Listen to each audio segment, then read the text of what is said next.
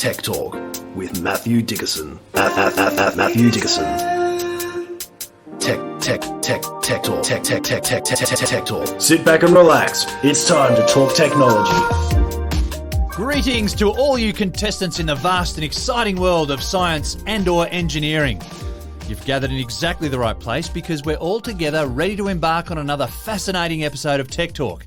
And it just so happens that we're fortunate to be joined today by our illustrious tech-talking dynamo, Matthew Dickerson. Hey, you've had a big week this week. Oh, we have had a big week. In fact, both of us, James. Yes, we have indeed. Science and Engineering Challenge. It's something that is not known everywhere across the world, but I'm sure there are similar things that they do. In this particular example, Newcastle University takes their tour on the road and they have challenges they set up for primary school kids, for high school kids, and of course you were there in your role as a teacher and helping out. Right. Yeah, it's an excellent, 4 days of competition, and they take it out to various regional centres all around the state and the country, I understand. Yeah. And they compete for points, and there's finals, and which was over state finals, and I think national finals as well. It's a big deal. It is, and I love just watching the thought process that the kids go through. So I normally go along with a few of the real engineers from council, mainly because I want to beat the kids. So, of course. So you go along. A lot at stake there, mate. That's right. So you've got pride on the line there. But also it's good for some of the kids to talk to some people who are real engineers. And if they're interested in that sort of pursuit, it might just be, how did you get into this? What you need to go to? What do you do on a day-to-day basis?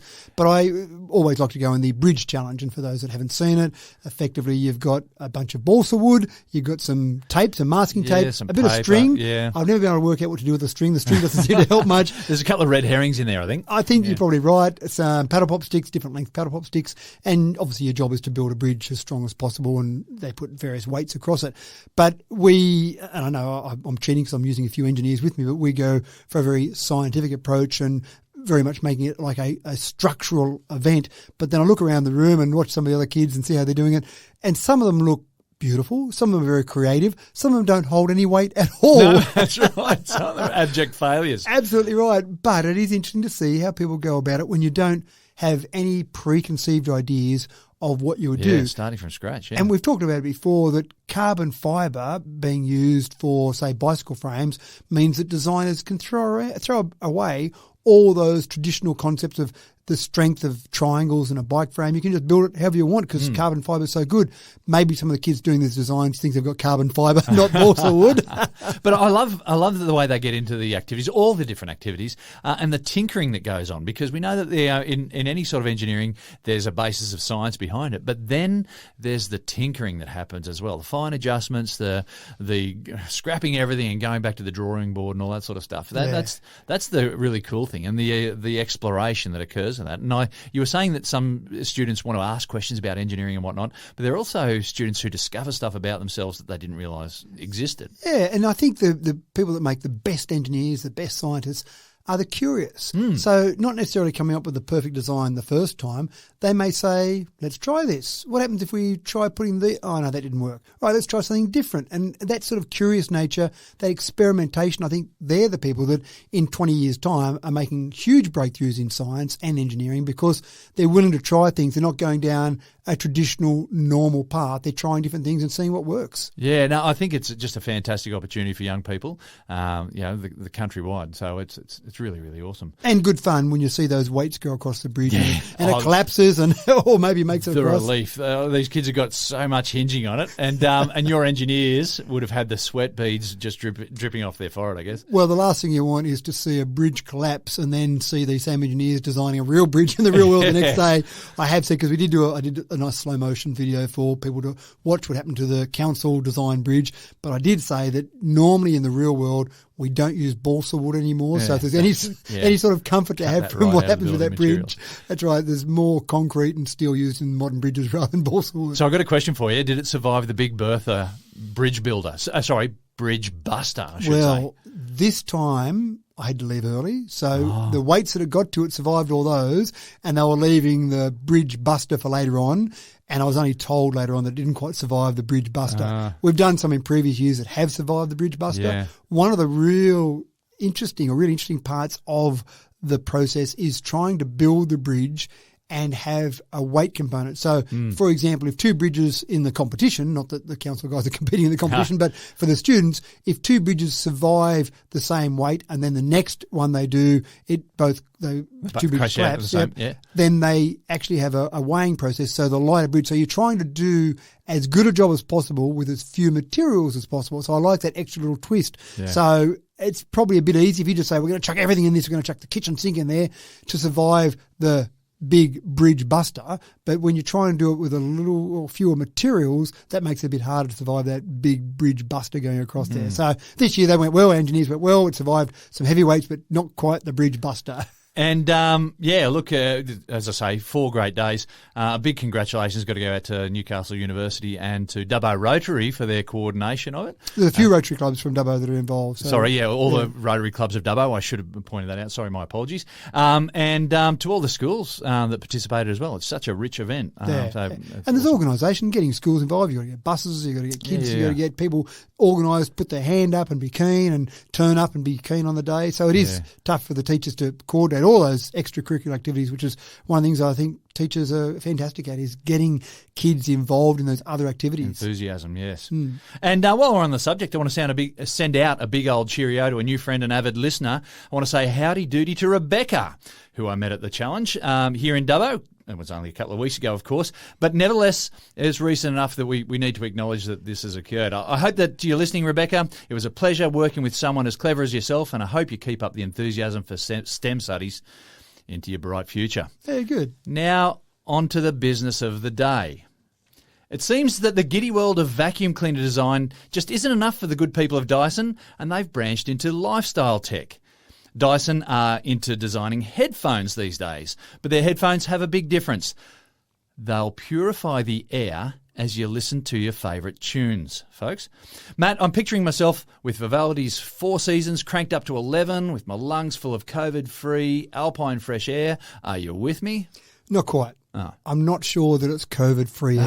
Okay. They make no mention of anything to do with COVID. They make mention of taking out a whole range of ultrafine particles like household dust, pollen, brake dust, industry combustion, bacteria, city gas pollutants, but knows that COVID-19 is conspicuously absent from the list of things. They're not promising anything antiviral. No, they're not, which is probably fair enough because... But they're fine for walking down Parramatta Road during peak hour, right? That's right, okay. Yep. All that brake dust that's being generated on there, it's all okay.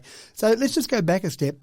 I want you to picture headphones with a big lump out the front, a bit like helmets, those open-faced helmets that kind of have a bit that folds down and has a bit in front of your face. So imagine that. So Dyson... Well, I was looking at the picture of it, if I can just interrupt you there, and it kind of looked like something out of Star Wars. I can imagine one of the characters of Star Wars walking to a bar in Tatooine dressed like this. Absolutely right. So it doesn't look like a fashion statement. And Dyson are fantastic with moving air. That's what they've been famous for. But I also like Dyson's approach or attitude to innovation. They try things sometimes. This is probably one of those things that they'll try that may not be one of their best sellers because I just don't know that people would like to be walking around wearing this.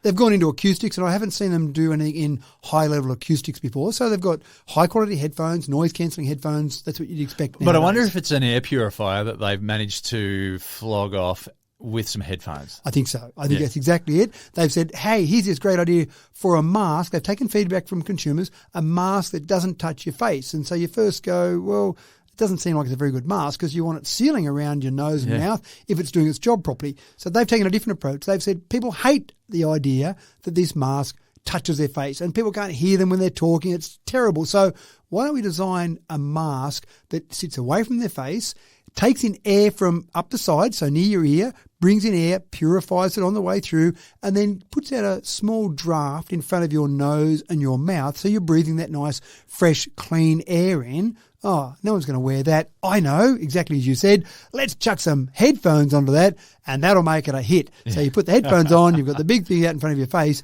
but because it's not sealing it, I just don't believe they could get enough air going across your mouth and nose to say that no other particles of air are going to come along there. So I'm sure it takes whatever it's taking from the side and brings it in and cleans it up and puts it in front of your mouth. It does that fine, but again, because it's not sealing above and below your mouth, any of those COVID-19 particles floating around probably are still going to get to you. Well, perhaps this is just the first model in something that becomes a little bit more normal later on and a little bit more streamlined, a little bit more effective in its design. Maybe when we all start walking around with purifying snorkels, this will look normal. You'd maybe do it around your house if your house was a bit in an area where it was a bit dirty, the air was a bit dirty. I just don't see many people walking the walking tracks of the community with their snorkel and headphones on. Maybe we'll get these Star Wars figures sort of working on construction sites wearing these things. Maybe that would be a good place for it. So somewhere where you needed to have some sort of clean air environment, then maybe they'll work there. But I'm not convinced that they're going to be a fashion statement out there. It's actually a bit funny when you see people with normal headphones on out on walking tracks. You expect them to have little earbuds in, but when you've got big headphones, you think, what are you wearing those big headphones for? Now, some people prefer them, I get that, but they look a bit funny, especially if someone's out jogging, because they bounce around. I'm sure it doesn't feel that pleasant. Adding a snorkel to the mix, I'm not convinced. Yeah. When we talk about a pet being a friend for life, it usually means their life, and let's face it, 15 years is a pretty good run. And that's a bit sad. If only there was a way you could keep your furry friend forever and ever. Well, folks, do you know where this is going? As the age of genetic engineering matures into its next stage, you'll be pleased to know that cloning technology is now available to pet owners, and you can clone your favourite pooch or moggy so that they can live on and on and on. Matt, this is really a thing now. This is really a thing, and surprisingly easy. And when I say easy, there is a price tag with it, so maybe not that easy. But you can just take your favourite little dog, take it to one of a number of different cloning companies around the world, and for a miserable $50,000 US, you can clone your dog. $35,000 for a cat. I'm not sure why a cat's cheaper, because I imagine the process is pretty much the same. They're a bit smaller, I get that. But the one I'm excited about, James, is $85,000 for a horse. Now, Winx, obviously, the most famous horse. Well, maybe there's a little Phar Lap horse that was pretty famous as well. But take Winx, for example, won $26 million in her career, 28 consecutive victories in Group 1 events. So not a bad racehorse. Why don't we just clone Winx? Just don't tell anyone. We'll just go and clone Winx, and we've got another horse that surely is going to be pretty good. I mean, from 43 starts, Winx won 37 times. So if we get another horse like that, that sounds great until everyone else knows about it, and then there'll be horse races that'll just be, this is the Winx event. Every horse in this event is a cloned Winx. Well, we've got to be careful about this, because there are a couple of little finicky little details that need to be considered here as well, though. Well, you mean ethics? Well, not just ethics. Yeah, sure, ethics. But, yeah, I think about Dolly. Dolly the sheep was cloned in 1997. Her clone, though, developed arthritis at a very young age because the DNA was a bit old. So, and this is the interesting part. I am aware of Dolly. Actually, 5th of July 1996, Dolly was born. 96, okay, 96, sorry. It was mid-96, okay. Yep, but I know Dolly had some problems, but I don't know if they've ever put that down definitively to the cloning process or whether it just happened, because sometimes animals just get sick. So has there been any definitive proof that it was as a result of cloning? I'm going to have to go and do my research on that, Matt. But I thought it was something to do with the age of the DNA, because the DNA wasn't necessarily, well, it was taken from a mature sheep. Yep. So, yeah. Anyway, yeah. Yeah, so it is interesting, though, that people would love their pet so much that they would want to clone it. I know, that's such an interesting thing, isn't it? And even the companies that do the cloning say, yes, it's a clone, but it's not necessarily going to be identical, because 25% of the personality, in inverted commas, of your pet comes from its upbringing. Yeah, that's the environment. Yeah. That's right. And it's the old nature versus nurture. And I assume that they only say 25% because there's a lower intelligence level for a pet, so it probably learns less about its environment as it grows up. I assume if you cloned a human, then there would be a much greater component that was from the upbringing of that particular human, because you've got more intelligence, more ability to remember things. Yeah, more things learned, yeah. Yeah, that's right. But people do it. Barbara Streisand has done it. Really? Simon Cowell has done it, where they've cloned their pets because they want to have their pet live on and on and on forever. Yeah. But, I mean, part of the mystery of having a pet is the fact that you get a different pet. I mean, I've got 4 children and they're all very different. I don't think I'd want 4 clones of myself or my wife. I think having that variety, that mixture of 2 different people, and what you end up with is all part of the mystery. But that 25%, of things that are learned, that's significant. And so the pet that you've got is going to be a different pet. It's not the same animal. That's right. And there's no recollection. There's no memory of yesterday we went out and played ball. So today we're going to go and play ball. You might bring up that new one without playing ball at all. You're going to start that toit training all the way from the start. I know. So you may as well start with a new set of dynamic material rather than the same old set. But it is interesting. Then I think you start to get some really interesting ethical issues. So imagine, go back to my Winx example, you take this champion racehorse, but then Phar Lap was said to have had a heart that was about 6.35 kilograms, which made Phar Lap such a champion over longer distances. Winx was more a shorter distance racer. Imagine taking the genetic material of Winx and say, let's clone that, but let's just tweak it a bit. Let's tweak it so we get a Phar Lap-sized heart in a Winx horse, and then, holy truth, what have we got now? A horse that can run over short and long distance? I don't know what you get. You might get a complete hopeless result, or you might get this unbelievable result. But when you start cloning and then you start looking at things like CRISPR, which we've talked very briefly about before, you start to go, what can we create here? The world is our oyster, but then ethics does start to get in the road a little bit. Yeah, so ethics is a big thing. And we talk about that in school at a year 12 level as well, just about the ethics of genetic technology. Yeah, right. We try to separate also the difference between cloning and transgenics, and so modifying DNA per se. With cloning, you're simply just taking the DNA from one organism and placing it into another, the egg of another organism, and so growing it from an egg.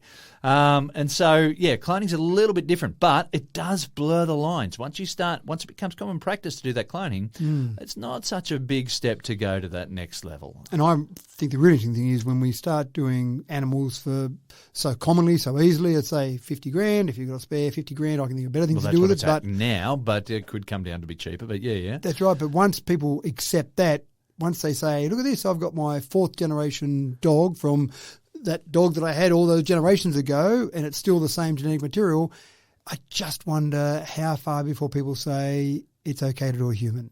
Yeah. That's the real ethical question, I think. Now, there's only one way to introduce this next story. The vehicle at the centre of the story in Back to the Future is nothing short of iconic. But sadly, the makers of the DeLorean, never made it much bigger than a feature in the movie franchise. Let's face it, that's alone. And now for the grand intro. Great Scott, Marty! DeLorean sets a date for its electric resurrection! Get in, there's no time to waste! How to do, Matt? Very do good, I get the part? Very good. I'm impressed.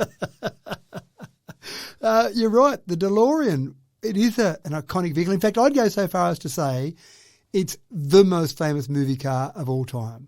Now, James Bond has got some classic cars, but they're different in each movie that comes out. That's right. Yeah, but, sorry. So with James Bond, you've got the Aston Martin, and everyone knows about Aston Martin. It's quite a well-made car. Don't forget that they've actually changed some different vehicles in later franchise Sorry, versions. my apologies. But you're right, the Aston Martin has been the vehicle of choice for James, but it's a different Aston Martin each time. That's right. But the DeLorean is like, it was good for nothing. And the only thing it was good for was this movie. That's about right. It wasn't successful at all. And there are people out there who still make parts for people who've got their old DeLoreans and want to keep their old DeLorean on the road. For whatever reason, I'm not sure, because, again, they weren't a great car. But imagine having a futuristic DeLorean. Imagine taking that. It's got to have a flux capacitor. Oh, a flux right. capacitor. Have some aluminium can to drop in the top of it for your nuclear reaction or your flux capacitance, whatever it might be. But just this idea of taking something that was so iconic and futuristic, obviously, and then making it actually futuristic, making it an EV. What a great idea. Now, of course, this is all concept car we're talking about. DeLorean, the company that owns the DeLorean brand name, has said, we're going to make this concept car and show it off. And I think then they'll just gauge the reaction. So they'll take it to some trade shows, some car shows.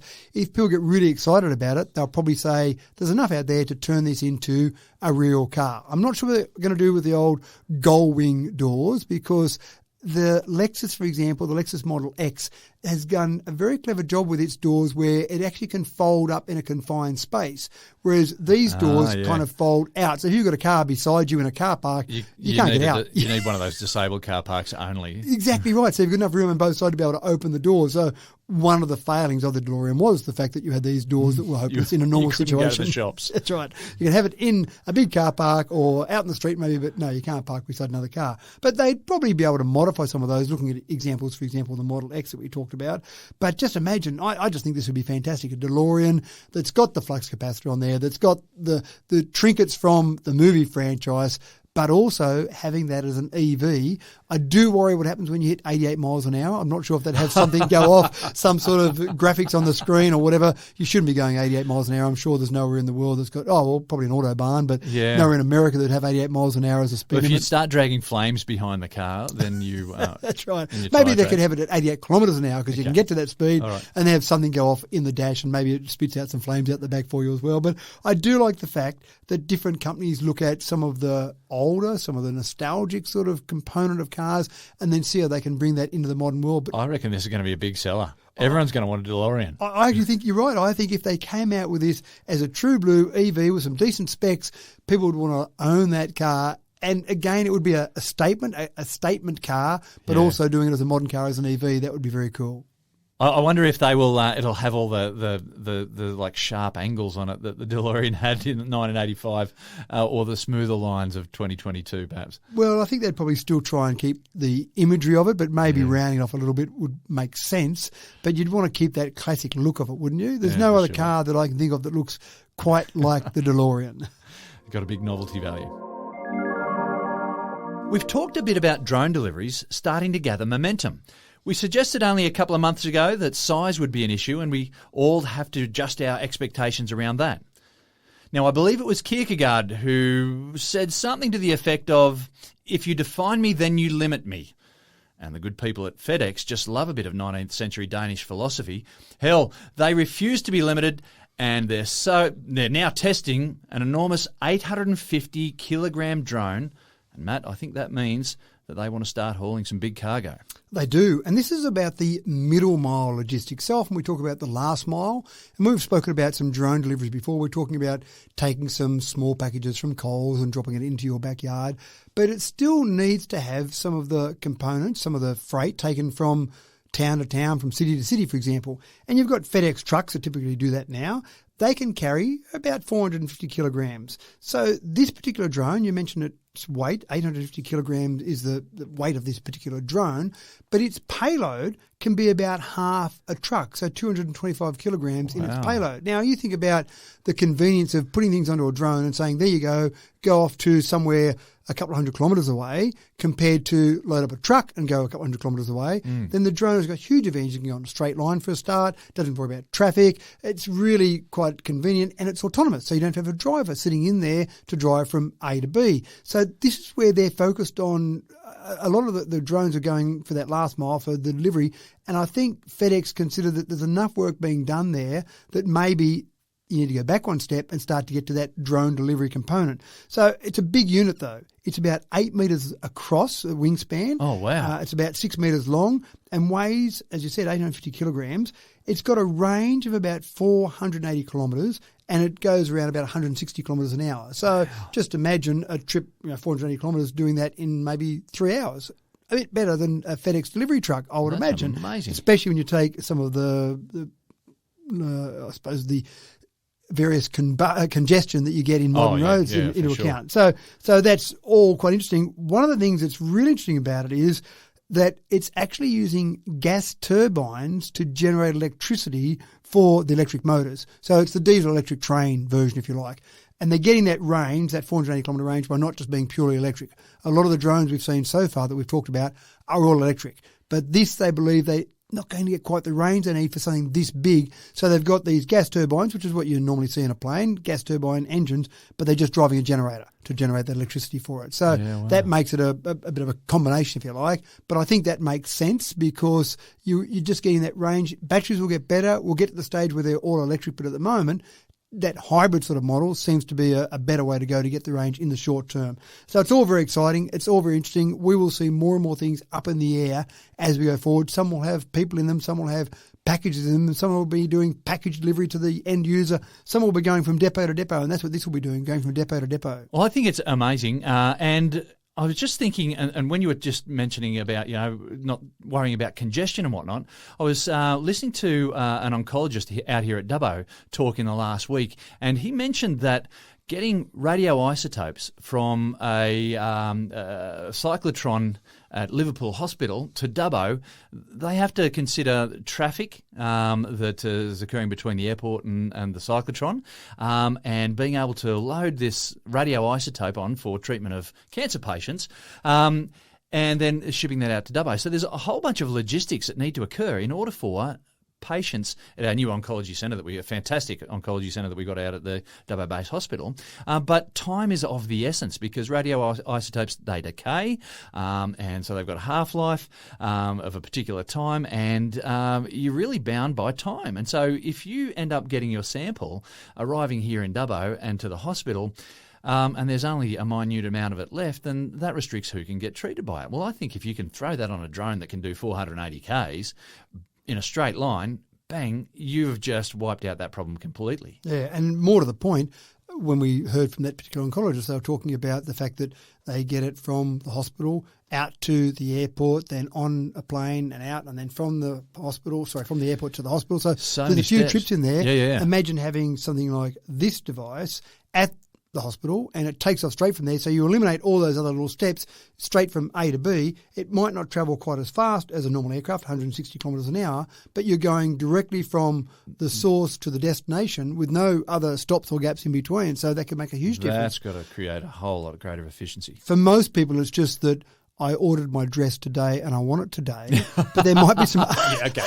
All right, so radioisotopes is a bit of a stretch for the common person. Well, there might be some other more practical reason you might want a quicker, like a radioisotope. And interesting, when we listened to that oncologist, he was talking about the fact that the dosage they might have to give the people that they're treating towards the end of the day or during the day might have to increase because those isotopes are getting past their half-life or past the amount of radiation they're putting out. So it's fascinating how they've got to change the dosage throughout the day. Again, getting it there quicker makes a big difference. Makes all the difference. Yeah, fascinating. Yeah. And get that dress to me on time. That's right.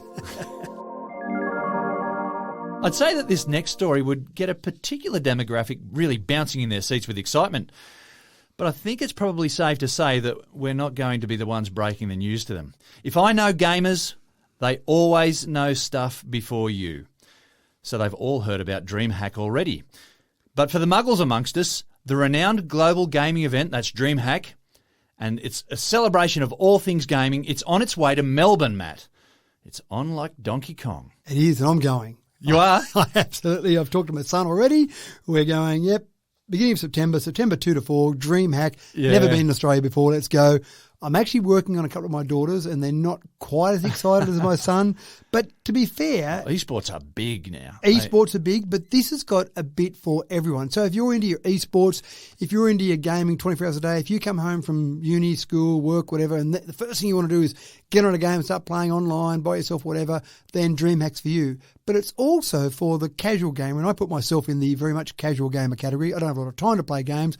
I do enjoy playing them, and it's a good way to connect with, well, at least one of my kids anyway. Yeah. It's my son, being a bit sexist there, I think, but my daughters just don't seem to be in the games the same level as my son is. And so it's a good way to connect with my son and go and have some shared experiences. So even for a casual gamer like myself, going on a DreamHack, seeing what's there, but I'm actually fascinated by seeing where it's going, the type of games that are going to be the games that are being played in the future.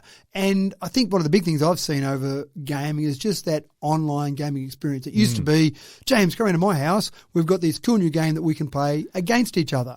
And that was fine. When you could play against each other, it was great. But it usually for a long time, just take it in turns. Take it in turns. You can watch me play, and I'm really good, and maybe you'll learn something. You'll have a quick go, and then you'll get out really quickly. Then it'll be my turn again. No one wanted to go to someone's place. It was really good because exactly right. You watch me for 30 minutes, and then your turn lasts about 2 minutes. Course, folks, that was the olden days. I think, was that back in the 1920s? I think so. Right, Pinball machines were the same. Someone would be able to play one ball for ages, and then finally you'll go and it goes straight down the middle, and you go, I've got to watch this other guy for all this time. So you're right, you took it in turns. Then it was exciting when you actually got to play against someone else or maybe with someone else. Sometimes you'd play the game where you'd play against. Yeah, cooperative playing. And then when I got to the stage where you could play online, that meant, James, don't come around to my house and bludge the beers out of my fridge and the chips out of my cabinet. Then you can just sit at your home and eat your food and I'll sit at my home and we can play against or a game with each other. But I think... I hope my 14-year-old son isn't bludging the beers out of my fridge. No, hopefully not yet. No, Okay. He'd be straight rum. Okay.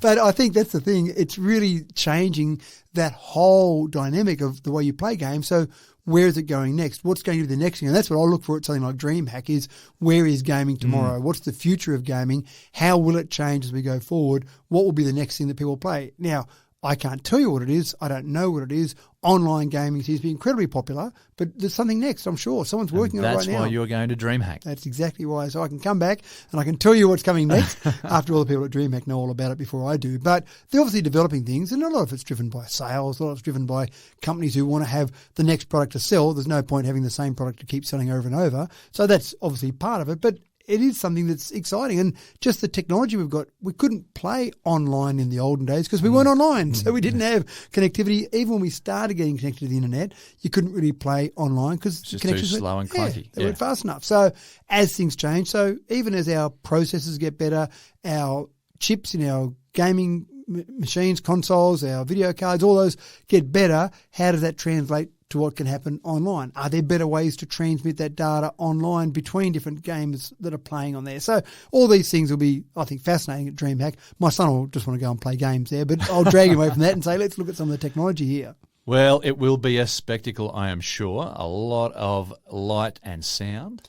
Tickets are available on Ticketek right now. They went on sale a few days ago, so Jump get in on. now. They're still for sale at the moment, but I don't think they'll take long to be all taken up. Well, I hope by the time you're finally listening to this, folks, that they're still available. Yeah, hopefully. The business of car sales is a pretty demanding industry.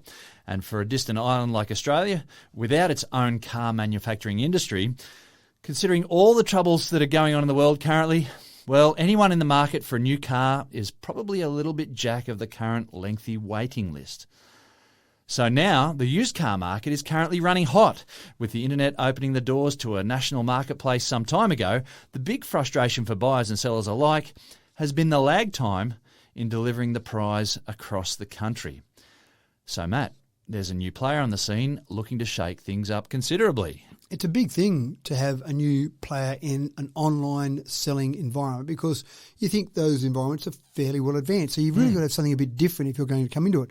Car sales, Gumtree, they've been selling cars on there. Car sales obviously is very focused on selling cars, and they do, from what I've seen, pretty good job. I've sold cars on car sales. So it seems like it's a fairly robust process. They've got a fairly developed system. So you've got to have something a bit different. So what Cars24, which is this new player in the market, has done is they've said, what are the pain points for people when they're buying cars secondhand via an online sales tool? And they found two things. The first thing was, I don't want to buy a lemon. I don't know if I trust this guy I'm buying it from. So I buy this car, and then if it's a real dud... That makes me so nervous buying online. Exactly right. Anyway. So what can I do about that? You're really trusting this other person that you're buying a car from. So Cars24 said, we will give you a 7-day money-back guarantee. A test drive for 7 days, if you like. Yeah, right. I have no idea how that works. So if you advertise a car on Cars24 and I buy it from you, presumably I pay you some money, and then if I find that you've given me a complete lemon, well, I want my money back, but you've spent that money on cloning your dog, so that money's already gone. So how do I get the money back? They might hold it in some sort of trust fund for that 7 days. I'm not sure. I haven't actually looked at the logistics of the mechanisms they use. But the first thing they do is they say, 7-day money-back guarantee, buy your car, 7 days later, it's yours. If you decide for whatever reason you don't want it in that first 7 days, then here you go, bring the car back and take your money back. The second thing they did was they said, exactly as you mentioned, getting a car in Australia at the moment is near impossible. A brand new car, you can be waiting 12 months, 18 months for some models. Who's going to order a car today that they're not going to get for 12 months' time? It is an instant society. Someone who really wants that car. Oh, absolutely right. Yeah. So they've said, again, these are second-hand cars, but they guarantee that it'll only take you 7 days. So again, I don't know how that works. Wow. You might be in one part of Australia. I'm in another part of Australia. I like the car you're selling. I say, James, I'll have that car, thanks. Great. Now, you've got to somehow work out a way to get it to me within 7 days. Now, Cars 24 obviously facilitates that process, but getting the car within that 7-day time frame means that I'm not waiting for a year, 2 years, whatever it might be for that car. I'm getting it within a week. That sounds pretty reasonable. So they've really focused their business model on 2 pain points people have with getting a car. Let's address the time frame. Let's address the trust issue. Let's take care of it and see how we go. And so far, they seem to be going fairly well. Yeah, it'll be interesting how that goes and see if it's sustainable. Listeners out there are thinking, how can I test this? If I want a car that's in, say, Derby in Western Australia, and then I'm living in, I don't know, maybe Cooktown in northern Queensland, fairly remote places. That's right. Let's see how they go. Yeah, that's right. Let's go and buy it. And then after 7 days, I can just give it back anyway. Yeah, is it like a pizza and you get it for free? Yeah, that's it. I don't know what happens if they don't make it within the 7 days. I did think about that. And maybe they're not saying what happens if you don't get within 7 days, because they're just saying you will get it within 7 days. There's no questions here. So maybe they're using that FedEx drone to deliver it. It doesn't quite handle the weight, 225 kilograms, maybe not quite there. So look, I think it's a really interesting business model, but again, it shows you that if you've got a good idea now, you've got the technology, the ability to bring that good idea to market fairly easily. You don't have to go and pitch a bunch of information to a bunch of executives from some company. You can just go and launch that whole concept and away you go. And that's what Cars 24 have done. The innovators in the solar industry are now in the business of developing creative ways to catch the sun. Clearly, the easiest way is to just drop a bunch of solar cells on your roof. But that cuts out so many people when they don't have a workable roof space. So in the UK, where every glimmer of sunlight is a precious gift, let's face it, they're getting sneakier and sneakier about soaking up the sunlight, Matt. Absolutely right. One of the things that's a problem, which I didn't realise with some of the very old housing in the UK, is that even if you've got some roof space, it may not be able to handle the extra weight the of old solar thatched panels. roofing. Yeah, exactly right. Think about some of those roofs or some of the age of those houses over there. Then putting the extra weight, and there's not a lot of weight in solar panels, but it is extra weight. Yeah. That roof, when it was designed hundreds of years ago in some They weren't circumstances, producing solar panels. they weren't thinking, a few hundred years' time, we might need to add an extra 500 kilograms to this roof. So that's been a problem. So some people who really want some solar panels on the roof can't do it. And then the other problem you get is some of the shading. So solar panels typically aren't great when you have shading across any parts of it. Now, in Australia, you've got some trees around the place maybe, but you've got a fair bit of space between the various houses. And so you've got enough shading or lack of shading that you can have fairly good sunlight for a large part of the day. Now, in this particular design, they've done 2 things to try and negate both those problems. The first thing they've done is they've said, you've got a film. Forget about a solar panel, a hard fixed thing. You've got a solar film. And that solar film could be incorporated, for example, in a blind. You can have a blind that rolls up and rolls down, and actually when it's rolled down, that's when it's collecting sunlight. They're not as efficient as a solar panel, so you're getting solar panels that are getting maybe 24%, even some talk maybe up to close to 30% from a solar panel. These aren't as efficient as that. You're probably getting closer to 10 to maybe 15% efficiency of that. But if you've got nothing, or you've got a panel with lower efficiency, you'd probably take that. So you can put it in a film, you can put that in your blinds, but as a thin film, you can also put it on a roof because it's not very heavy. And then you get some shading from various other buildings that might be around you, and it can live with that shading and still generate electricity from the panels or from the film that's being exposed to the sun. So they've tried to address those 2 problems. So whereas some people in the past have gone, I live in the UK, I live in London, whatever it might be, and I'm going to give up. Throw your hands up. Yeah, no point in trying. This company has said, no, there is a point in trying. Let's see what we can do with something that's less efficient, but still at least will generate some electricity for you. Then you start to get some really cool things. And I saw some sculptures they were making out of this solar film, and they had this really cool concept. A sculpture. Right. So take a sculpture, put this beautiful sculpture out in your garden, but this beautiful sculpture is covered with the film. And they show this great example of electric vehicle out in the yard, plugged into the sculpture, because the sculpture was out there as part of the decorative piece in your garden, but also generating some electricity for your car. It needed to be plugged in for 18 years to charge up your car. No, it wasn't that bad, but it probably wasn't as good as having some normal solar panels there and charging up your car from there, but it still added to the amount of electricity that you could generate just from the sun, and doing it in a way that some people might find solar panels ugly. Well, create a sculpture out of a film that generates electricity, suddenly it changes the whole conversation. So it's just another one of those examples where I love people who are out there thinking about things differently, innovating and doing, not just drawing some pictures at a cafe while they're having a few coffees one day. They're actually going out and doing it and actually getting these out into the market. It just changes the whole world. And who knows from what we've got now where these things might go. Where that will go. And that's the point that I wanted to make, is that this is where we're at now. We've got flexible solar panels. And, we're trying to dream up ways that we could use that. Well, where are we going to be in 5 years' time with flexible solar panels? And how else can you use them? What other ways can you possibly think of using them? Think about stadiums. There's an actual rugby stadium in the UK where some of the major part of the stand is facing the wrong direction to get good sunlight. They have more about putting solar panels up there because the return wasn't there. But with this film, they're actually putting this film across the whole top of that stadium. So even though the efficiency is not as good, think about that surface area. Like a canopy. Yeah, right. Like a canopy of solar film, Wow. Comes back to that old thing, surface area. I love my surface area. But they're the sort of solutions you can start to think of now. In the past, they've just gone, no point. Now, hold on, there is a point, and we've got this huge surface area. Let's see if we can put a film across there and generate some electricity. And we kind of alluded to it in the last story, but it's getting harder and harder for the green energy naysayers and cynics to get by these days. Apparently wind turbines are no good, solar panels are no good, and batteries won't work after a couple of years, apparently. When innovations are announced with their entry-level intentions, the fist-waving fossil fuelers go into overdrive to decry how it'll never work in a million years. But if there's one thing that humans are good at, it's ingenuity. With enough heads at the job gets done and we open up the door to a whole new way of life.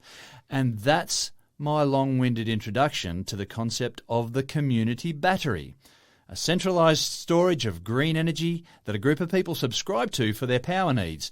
It's economical and could be the bright future for home energy storage. Matthew. I hate to say it, but the West Australians were in front of us, James.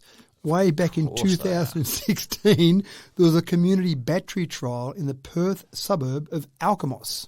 Don't know if I pronounced it right. Cool name. I've never been there, but it is a cool name. I want to go there now. Yeah. So the whole idea here is that some people have the solar panels on their roof. They're generating some power.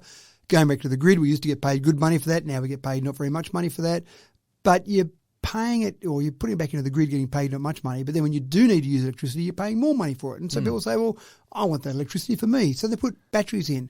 But batteries in your house are sometimes not great financially, and sometimes you need more battery power than that battery can provide, and sometimes you're generating more power than you've already got a full battery, so where's that going then? Back to the grid, you're not getting paid much for it. So battery adoption has nowhere near been the same level of adoption as solar panels on a roof, for example. But a community battery takes out some of those peaks and troughs. So across a community, we're talking about, in this particular example, they put a 1.1 megawatt hour battery in this particular suburb, and people around the community got to feed into that battery, so their solar panels would feed in, and then when they wanted to use electricity, they took electricity out, and then obviously if they flattened that battery completely, it was still connected to the grid. But what people found over this trial, so this is a trial that went from 2016, so it's been over more than 5 years, that saved people about $50 a month on their electricity bill. Because now, rather than getting paid for the electricity at a very low rate and buying it at a high rate, they weren't being paid for the electricity because it was going into this battery. And when you might have been using more electricity and I wasn't, I was generating more, it was okay because it was going into a common battery that you and I were both using in the same suburb, in the same area. It was unusual for everyone to be using electricity at the same time or everyone to be generating at the same time, although I'm sure that happened from time to time. But this is where the concept is that you take a community battery and you take out some of those peaks and troughs rather than have it just you in your house. It's the community using that battery. Yeah, it's a great idea. There's so many positives for this. Oh, that's right. So when you talk about a battery of that size, that sort of 1 megawatt hour rough sort of size, you're talking about maybe 1,000 homes could be used in that community. So it's not just, hey, there's the battery in the corner for our little street. It's 1,000 homes could use that. So that's starting to get a reasonable sized community that can take advantage of that. A 1 megawatt hour battery is a fairly large sort of battery as well. It's not something that you'd stick in your garage. It's needed somewhere in the community infrastructure to actually put that in. But after this successful trial, I think you'll start to see a lot more people looking at this. How can we do it? Who pays for the initial infrastructure? How do we actually go about doing that? Is there an initial cost for me to get into this? And then I start to save money in the long term, the same as putting a battery in your house. What happens if I sell my house? Does that make my house more valuable? I don't want to invest in this and then find that my investment is just disappears because I'm now selling my house. So there's a whole range of questions around that. But I just think the concept of getting that electricity there where you need it. And that's the other big thing. Roughly 13% on average of our electricity usage or generation is lost in transmission. Because in the past, we used to generate it in some certain areas, coal-fired power stations, and then transmit a long way. Yes, you go very high voltage, but you're still losing about 13% of what you generate. But if you're generating electricity on your house and going to a battery that's a couple hundred metres up the road, and then when you're using it from a battery a couple hundred metres up the road, transmission losses are obviously very low, and it would actually change, if everyone did this sort of thing, it would change the complete complexion of the grid because we wouldn't need to move so much electricity around. We're moving it in smaller sections. Now, we're a long way from that, obviously, but it is funny how if you go back to Thomas Edison, when he first said, I'll put a square mile of electricity in New York City, they had coal-fired power stations, generation points, on every corner, basically. So just chuck in another coal-fired power station there, that's okay. They didn't really understand about smog, pollution, climate change back in the late 1800s. No, it wasn't a thing. But we're almost at the point now where we're going to almost go back to that, where we've got lots of generators on the tops of houses and somewhere to store that in a community battery. So keep an eye out for this one. I think this will change dramatically as we go forward, as different models come forward to try and take advantage of renewable power and the ever-escalating cost of electricity. Yeah, it'll be interesting to see how small communities can get this up and running. And there are small towns around Dubbo that I can imagine could get together and put this together. But whether or not neighbourhoods would be able to coordinate well enough to be able to get this done, I hope they can. I hope there's a way. It'll be really interesting to see. I think it'll be an authority that would come along. I don't know that I would see 2 or 3 friends in a neighbourhood saying, let's just go and letterbox a few people around us and get together and build a community battery. I think it would be more an authority, whether it be an electricity authority or a government authority or a government department coming along and saying... you've just said the words that have just killed my soul. That's it, it's out. It's not happening. I'm sorry. Okay, communities, get together, start letterboxing your neighbours and start doing it yourself. All righty. For a car hire company, the price of stocking a fleet has got to pale in comparison to the cost of maintenance and upkeep. So perhaps it would make sense to stock up on EVs, Matt. Say, for example, like Hertz has committed to buying 65,000 of these suckers. Now, how about them eggs, folks? That's right. Now, this is the same company, Hertz, that said previously they're buying 100,000 Teslas. The share price in Tesla was pushed up that much by that announcement that it took Tesla over $1 trillion in its valuation. Now, I love this concept from Hertz because Hertz were on the brink of bankruptcy. They were basically gone when the pandemic came along. Suddenly people weren't hiring cars because you couldn't go anywhere. And so they had all these cars sitting out there and they go, oh no, what are we going to do? And their debt level was so high, it wasn't a sustainable company. So a company or some finances came along and they injected $5.9 billion into the company to save it. So it needed some saving. If you needed that kind of money injected, you needed some saving. So they saved it. But part of the process they said going forward was, we don't want to come along and just put a bunch of money in and then have the same old Hertz company that we had in the past. If we're going to come along and do this, we're going to make this company different. And so they believe they're on a winner where they're going to make Hertz known for its EV hire fleet. They have 500,000 vehicles in their global fleet. 100,000 Teslas is obviously a significant part of that, 20% of its overall fleet. They've now committed to 65,000 Polestar vehicles. Now, Polestar is jointly owned by Volvo and Volvo's parent company, Geely. So there's Volvo in there, which people know and trust, and they're a very trusted brand in terms of safety, absolutely. So when you put a name that people know and then bring a new brand along underneath that, I think people have got a fair bit of confidence in Polestar and what Polestar can do. But suddenly, when they've got a guaranteed 65,000 sales, you think, well, they've got some runs on the board straight away, and people are going to see these cars. They're potentially going to hire these cars. And for anyone that's not sure about an EV, I'd say get onto the Hertz website and try and find a Tesla. That's right. Tesla, Polestar, once they're available, and take it, hire it for a day, hire it for a week, get a feel for it and see what you think. But I think this will absolutely set Hertz apart. I've often talked about taxi companies, and for taxis, exactly the same as you said for a hire car company, the cost of the initial purchase vehicle of the hire car or a taxi is not the cost that you're paying for. It's paying, in a taxi in particular, it's the running costs. You're running up, I don't know, 300, 400 kilometres a day, every day. You've got maintenance on so many different parts of that. Having an EV taxi just makes so much sense to me. But if you had an EV taxi company where all of your vehicles, you get in this particular taxi company, you know you're getting in an EV, I think that would attract a lot of people. It's a more comfortable car to ride in. It's quieter anyway, all those advantages. But there would be enough people who would say, you know what, I'd prefer to go with that company because I feel like I'm doing something for the environment. I'm paying my $40 taxi fare, whether I get in an internal combustion engine or an EV, so I might as well go the EV model. I think that would give them a huge competitive advantage. And that's what Hertz believes. This is going to be a huge competitive advantage for them going forward. Well, let's see how that goes. And on that note, I have to wind things up quickly before you sneak in one of those scam alert stories to drag the tone down. I promise I've left it out. No scam stories today, James. I was going to give you credit. 9 out of 9 good news pieces, Matt. An absolute cracker. I'm off to get myself one of those air purifying headphones and then head off to the Star Wars convention. I'm James Eddy, and I hope you've enjoyed the show today, folks. Join us again in another week's time. Don't forget to hit that like button or leave a warm, fuzzy message and spread the good word about Tech Talk with Matthew Dickerson to all your family and friends. See you next time.